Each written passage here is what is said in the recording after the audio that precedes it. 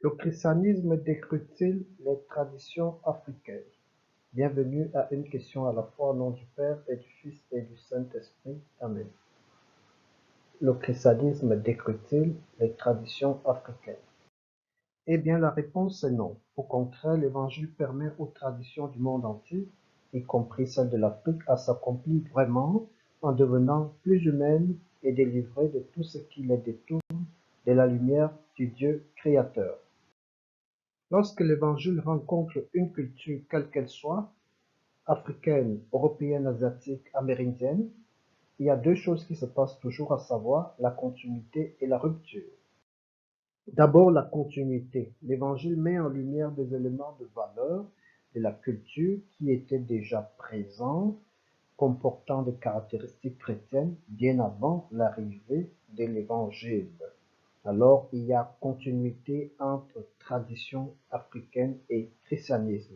C'est par exemple le cas dans plusieurs cultures d'Afrique qui avaient déjà la foi en Dieu créateur, le respect des aînés, l'entraide, le mariage sans divorce, la foi en la vie après la mort.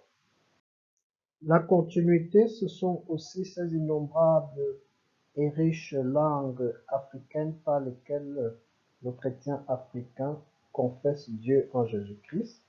Ce sont autant de visions du monde différentes et plurielles par lesquelles le christianisme africain est assumé et enrichi.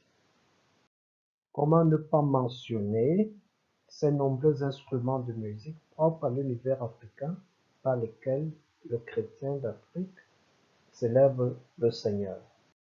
Cette rencontre donne aussi lieu à des ruptures. La lumière de l'Évangile vient éclairer les cultures en les purifiant de ce qui n'est pas dans la parole de Dieu et dans la charité.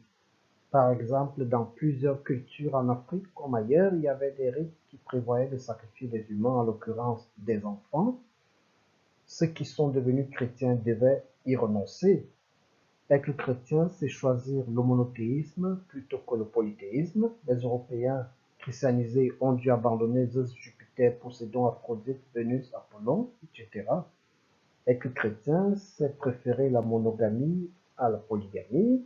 Cela nécessite d'opter pour la foi plutôt que pour la magie, de préférer le culte de Dieu au culte des esprits des ancêtres, le pardon à la vengeance, la douceur, la non-violence à la violence, etc. Pour terminer, deux précisions. La première, l'évangélisation qui s'est faite pendant la période coloniale a eu tendance, à beaucoup d'endroits, à imposer le christianisme. Ce n'est pas normal. La foi chrétienne se propose, elle ne s'impose pas. Mais on n'en est plus là. L'Africain est libre aujourd'hui d'adhérer à la foi chrétienne ou pas. Mais si on y adhère, on ne peut échapper à ce double principe de la continuité et de la rupture.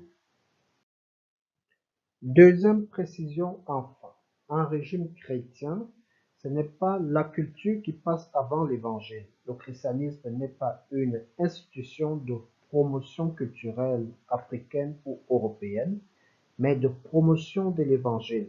C'est l'évangile qui est premier et la culture est à son service. Elle est le moyen de diffusion de l'évangile et non l'inverse. Merci pour votre attention. À bientôt.